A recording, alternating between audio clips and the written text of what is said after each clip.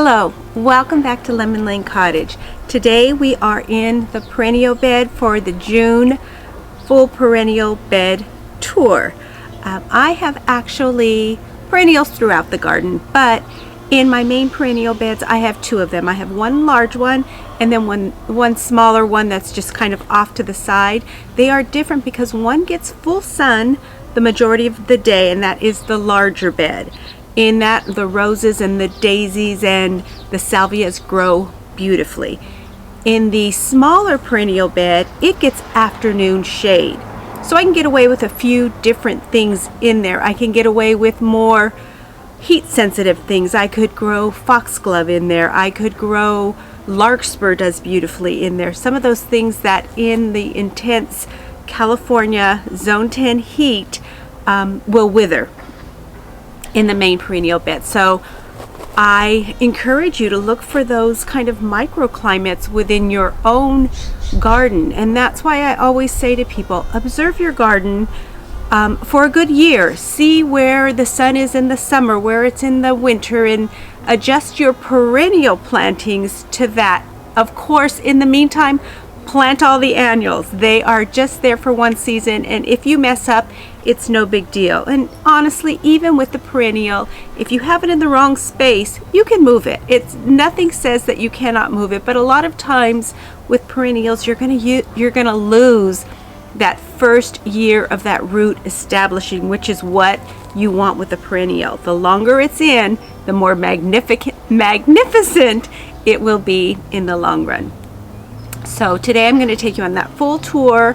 I'm going to show you how I learned to deadhead alstroemeria, which is Peruvian lily, which some people think is too common. I think it is a wonderful addition to the garden. It's a wonderful long-lived cut flower. But now getting when it is finished, there's a certain thing that you want to do to prepare the tuber for the next flush of blooms. So I will be sharing that with you today. The other thing on my mind is we are almost mid-June here, and I am just curious. My gardening, intense gardening, is just about over until the fall. I will maintain, like I've said before, I might add something new, and I will definitely enjoy the flowers that are coming in. I will continue to share those with you. But as far as content for this channel, what would you like to see from me? Do you want to see how I use what's in the garden? Do you want to see what I'm working on in my craft room? What I am learning my old-fashioned skills, whether it be sourdough or making soap or candles or any of those kind of things that I'm canning, those kind of sustainable, not crafts, they certainly are those skills, those sustainable skills that I am learning to make sure that I am prepared for whatever happens in the future, and because I want to live a simpler life. I want to be able to do as many of these things myself. They bring me joy. I am a creative person. I am a homebody, so obviously you combine these things and it is like the perfect mix for me. So let me know, what would you like to see more of as we head into these summer months and I am not out in the garden as much. I think that's all the chit chat. I want to thank you again for coming back. I hope that you're enjoying these videos. I am so thankful for all of the new subscribers. Welcome. In case I didn't mention it, I am in zone 10A. We have 0 to minimal frost every year, which is a blessing and a curse, just like everywhere else. So I am heading into what I consider our summer winter months. It's the time that in other areas you kind of take the winter off, you regroup, you plan, you do all those nesting kind of things. Well, for me here, I tend to do those in July, August, and September when it's really too hot to be in the garden. Okay, so that is it. I hope you enjoy this tour, and as always, thanks for stopping by.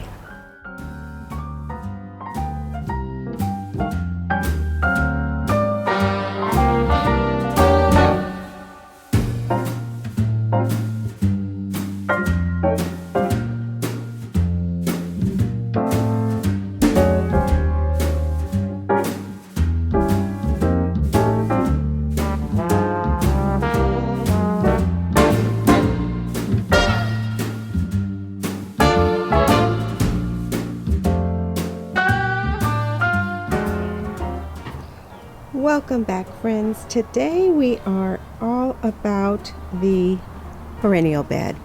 And when I say perennial bed, my perennial bed is a mixture of 75% perennials and probably 25% annuals and some herbs. So this is probably an in-between time here in my Zone 10 garden. The roses have had their first flush and they will have another one, but we are kind of in between. So that is not the main focus.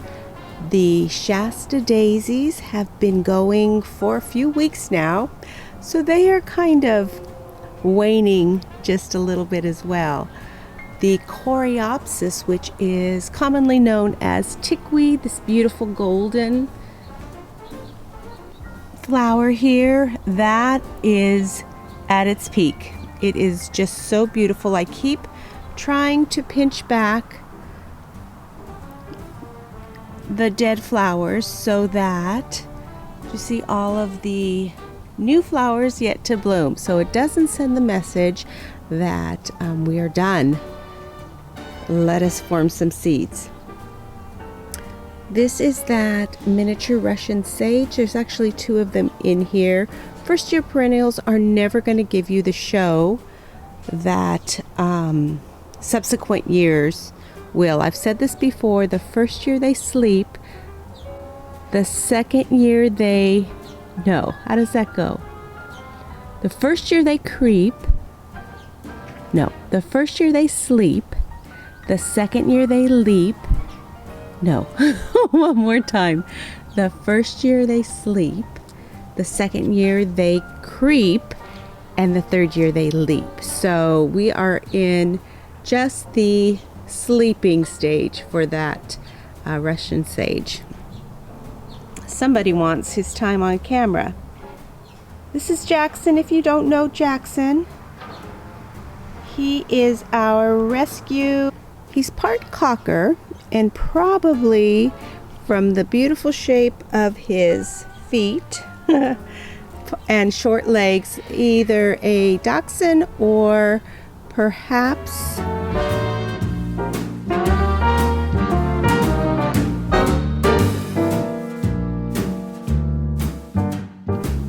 the Alstroemeria, which is a Peruvian lily, is also just about done. I did leave a few of these in to show you how to pull them out. Basically, you don't clip them.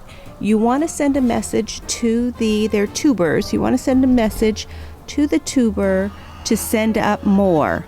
And to do that, you have to gently get your hand all the way to the bottom and tug and pull it so that you get this white portion that is under the ground. It kind of, you'll hear it snap off from the tube, and that will tell the tuber to generate more flowers.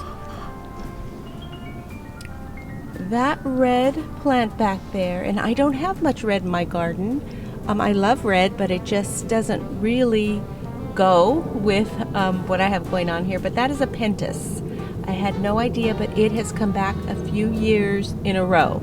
So anything that is hardy in my garden usually will earn a place. Status coming up. That was from seed this year. That is perennial salvia. Bees absolutely love it.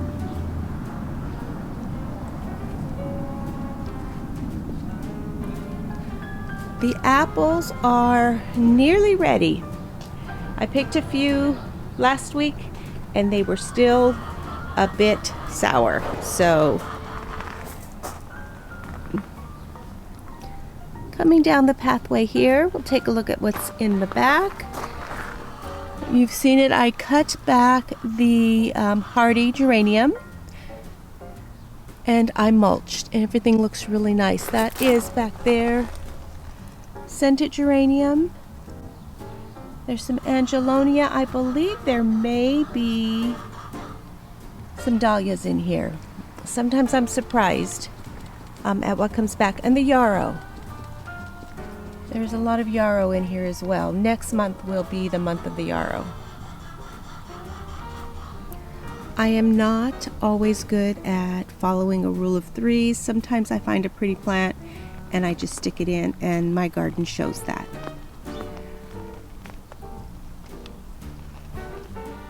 This is chamomile.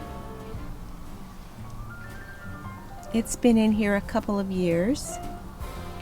You can see I have some foxglove I started from seed. I probably won't get flowers from that this year. I might in the fall. We'll see. Here's more Peruvian lily that needs to come out. And what I do in areas that have something like an iris with a bulb, or the alstroemeria with tubers, is I will plant annuals, because they don't have much of a root system, over top, so that when one fades out I have something else coming back in. And that is usually why I use annuals. I have cosmos, and I think I have I have a few zinnias in here as well, and they will just take the place of that lily that's going to fade away. These are Gerber daisies. Don't know why they don't get tall. I'm hoping this year, maybe they've been in a few years. And you can see the coneflower. It's just about to open. I have 6 or 7 in here.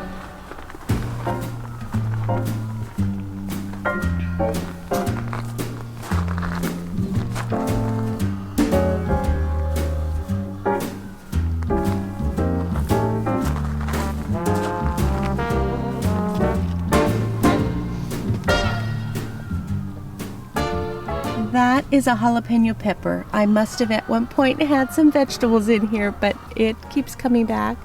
This is lettuce that I let bolt, going to seed.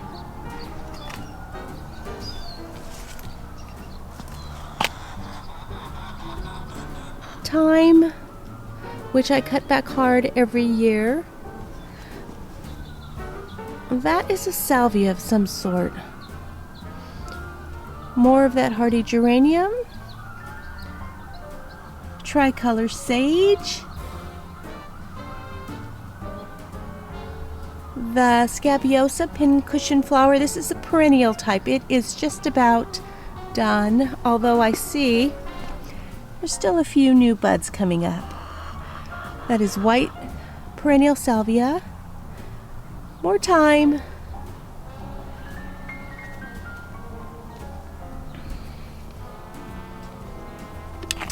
And I need to really cut back that columbine. There is some mint in here that I don't know what possessed me. I planted several years back, and I keep trying to pull it out. At best, I can keep it at bay. A little different than all the rest. I'm quite old-fashioned, where I had sometimes played chess. And when I'm out, I'm looking for that vintage fling. But all complexions that I adore, so hard to find, these seem impossible to score. So I dream on to someday find that vintage love. This is the second portion of the perennial bed. There is phlox, more status, hardy geranium,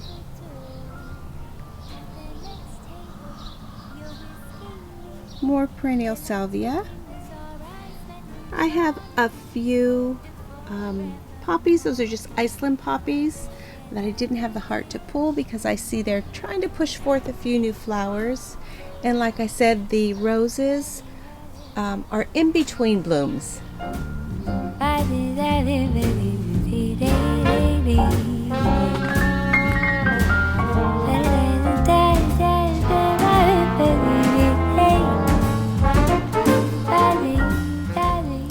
same thing in here where I have holes from either perennials that are already finished or tubers or bulbs. I will just plant annuals. In this case, it is Cosmos, Bachelor's Buttons, which I plant from seed. That doesn't disturb anything. This gorgeous pink status is a perennial for me. There are some more Pentas in here.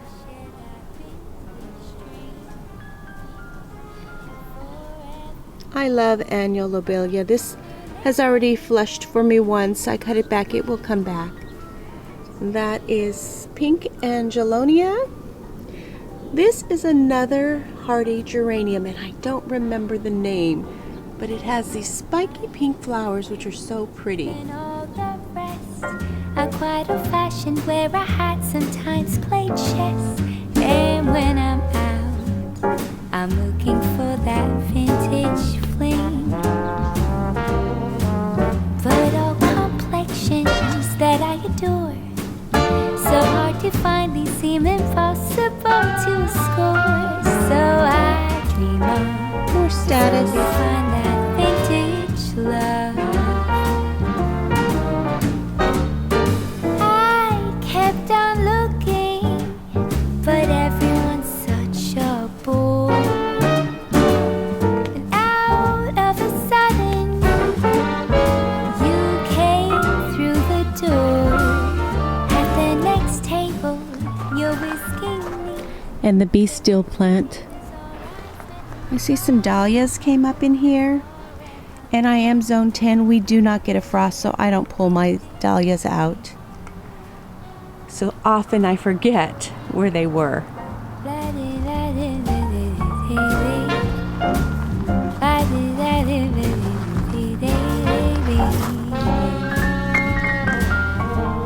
This is a a new nepeta that I put in that is supposed to give me tall purple spiky flowers. We shall see. This area here was all misfits moved from other parts of the garden. There is pink salvia. I did put a few annual. Cosmos in here. More thyme. This rose is Queen of Elegance. And then my clematis. I think it's just a Jackmanji, something like that. Second year for that.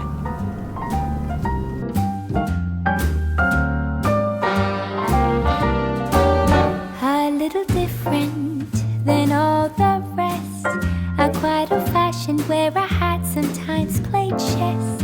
And when I'm out, I'm looking for that vintage fling. But all complexions that I adore, so hard to find, these seem impossible to score. So I dream on to someday find that vintage love. And that leads us into the potager, which is looking quite lovely.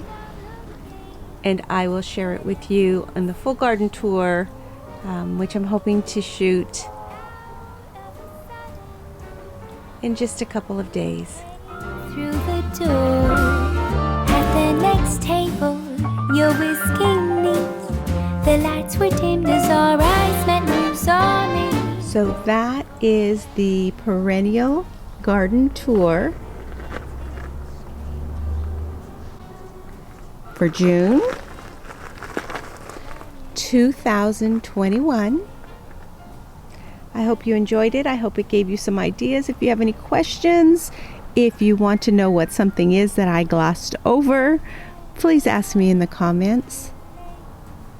I hope you're enjoying these tours. It's really telling me what's blooming when, what needs to be replaced, what I need to improve on. I hope you've hit the subscribe button.